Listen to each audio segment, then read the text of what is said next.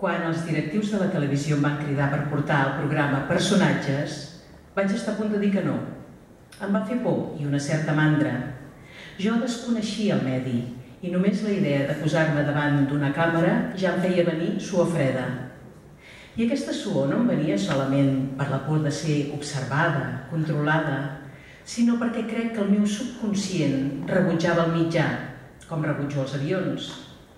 Com a gent que treballa a la cultura i a més com a gent que pertany a una cultura i una llengua que ha estat llargament condemnada, l'intel·lectual sent la irresistible tendència a dir la veritat, encara que sigui la pròpia, i no pot suportar que no li deixin dir. La reacció, doncs, era lògica. Jo, a casa, res de televisió, et deien molts. Era la manera de salvar-te. El teu refugi eren els llibres, les tertúlies, si tenies temps d'anar-hi. Gràcies a dos directius, avui foragitats del Centre de Televisió Catalana, a poc s'hi anaren integrant alguns d'aquests intel·lectuals i artistes i aquesta idea anà canviant. Em vaig trobar, doncs, que saltava d'un gènere vuitcentista, com és l'entrevista escrita, a un gènere en què domina la tècnica, del paper i la ploma a la càmera i al focus.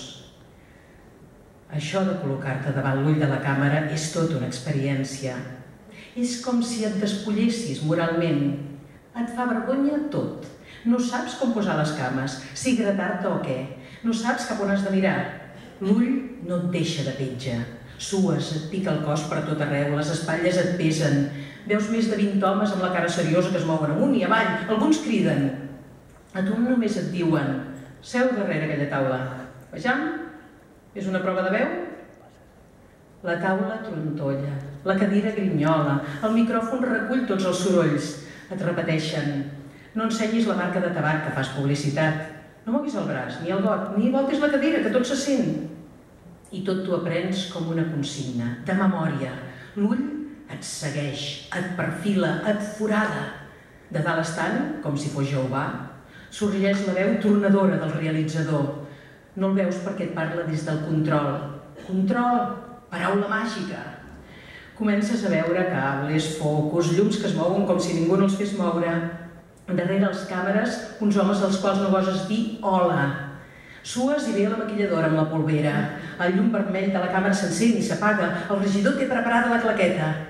Ningú no t'ha dit com es diu el regidor, ni l'electricista, ni els càmeres, ni aquell noi de pell blanca i ulls tímids que et posa el micròfon al voltant del coll com si fos la guillotina.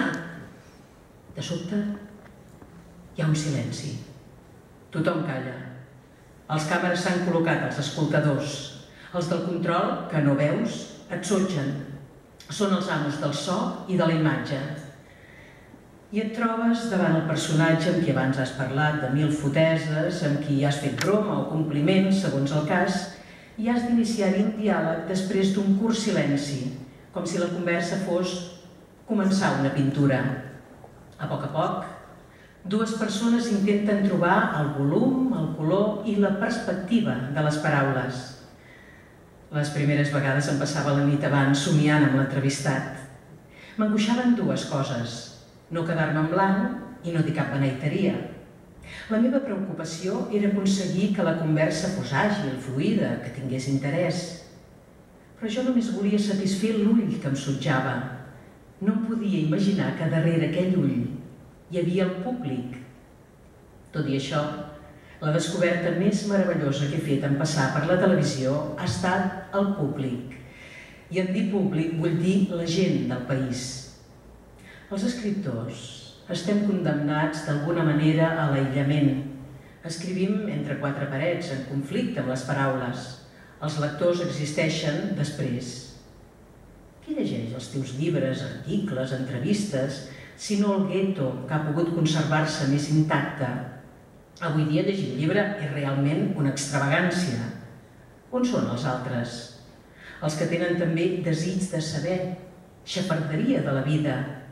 Aquells amb qui hom ha negat la preparació per entendre la lletra escrita.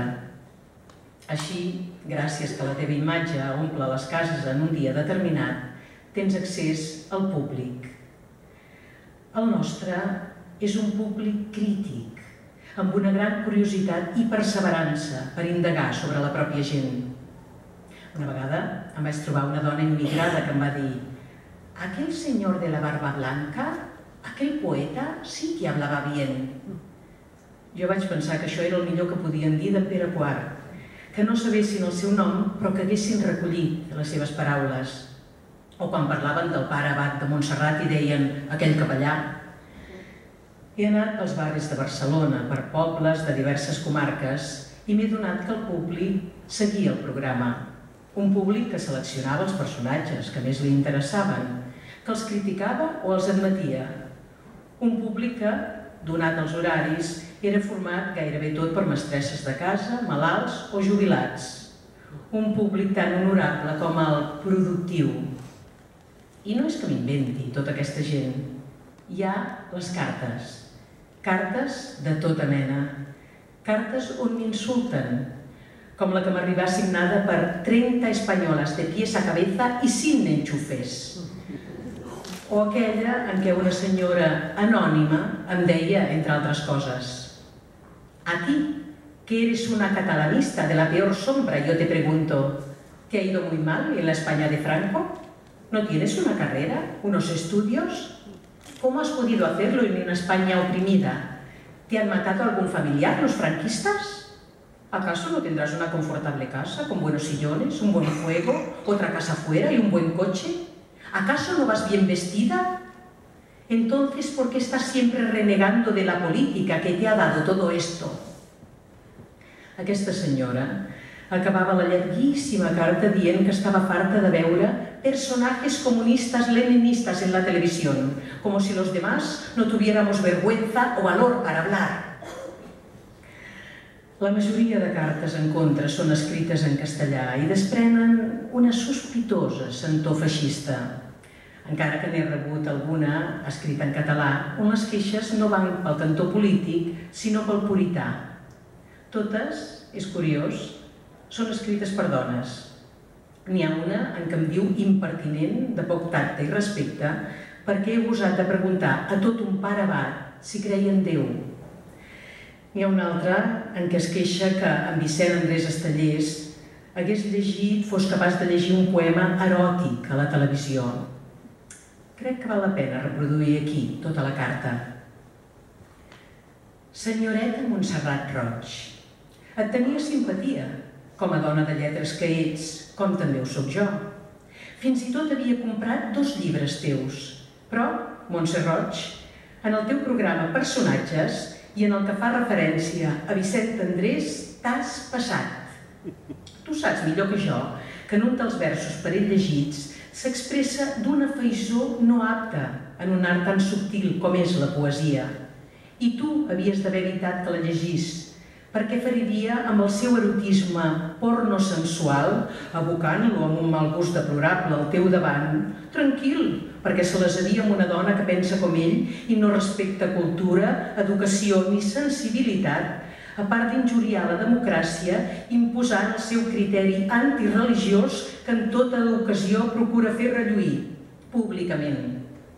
El teu empatx de sexe disminueix la teva discreció, el bon gust i el respecte vers un públic que cada vegada se sent més decepcionat pel teu atreviment.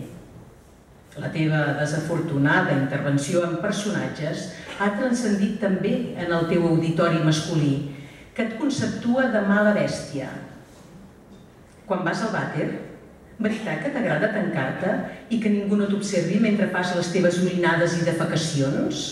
Doncs ho vas ometre, en permetre que Vicent Andrés llegís aquell escrit de porca intimitat en la teva presència de dama que ha deixat de ser-ho davant de mils de persones que t'han rebutjat, com et rebutjo jo. Obrant així, no fas sinó embrutar Catalunya, que els catalans la volem lliure i neta. Una catalana que estima Catalunya molt més que